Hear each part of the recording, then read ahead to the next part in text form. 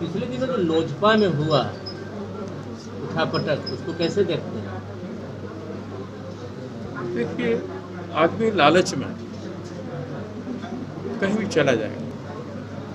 ये संसद लोग जो गए हैं, उनको जो वोट बैंक को छोड़ के गए, उनका वर्तमान आवश्यकता कुछ होगा, सत्ता में बने रहने का, या कोई ज़रूरत होगा।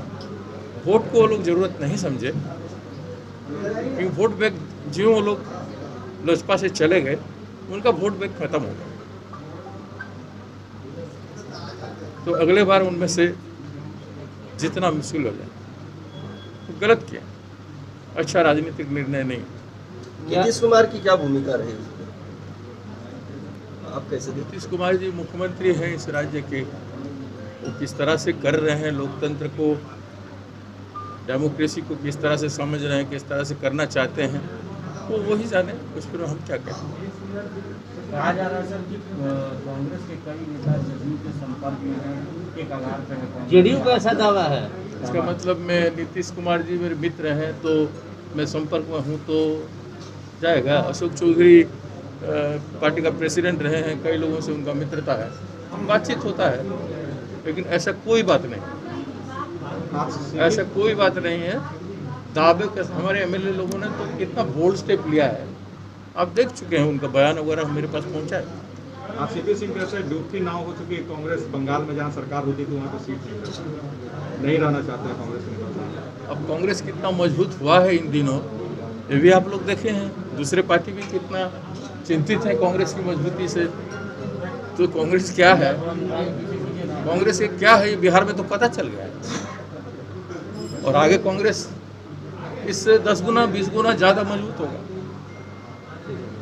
विधायकों की टूट सर पूरी तरह से खारिज कर रहे हैं। विधायकों में जो टूट की बात हो रही है सर, तो कोई बेकार की बातें हैं, कोई आधार नहीं है, कोई अर्थ नहीं है। इसका कोई भी गपशप कर देगा और इसको लेके आप लोग चलाएंगे तो क्या फायदा, क्या? तो लगातार गपशप कर रहे हैं, हर बार बोलते हैं। इन गपशप का कोई आधार होना चाहिए। कोई ठोस एक व्यक्ति किसी दूसरे विधायक से या किसी से बात किया हो है?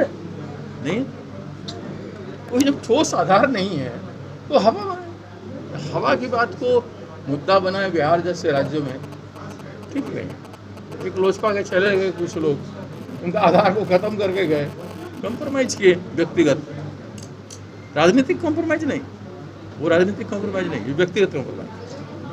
सर चिराग पासवान के लिए क्या विकल्प बच जाता है सर? क्या ऑफर करेंगे come and join Congress? Chirag Paswan नौजवान आदमी हैं और इनके पिताजी का आशीर्वाद उनके ऊपर था। वो जिस तरह से राजनीति को समझते हैं, अपना सूझबूझ के साथ कोई भी निर्णय लेंगे, अगर अच्छा लेंगे तो उनका भविष्य अच्छा हो सकता है। ये अच्छा निर्णय किसे कहेंगे सर, कांग्रेस के साथ आना या फिर जहाँ है नहीं, ये हम नहीं कह सकते, उनके लिए क्या अच्छा है वो समझेगा। और क्या ऑफर होगा आप लोग की तरफ से अगर आना चाहें? देखिए, कांग्रेस में काफ़ी लोग अभी ज्वाइन किए हैं और आने वाले हैं भी।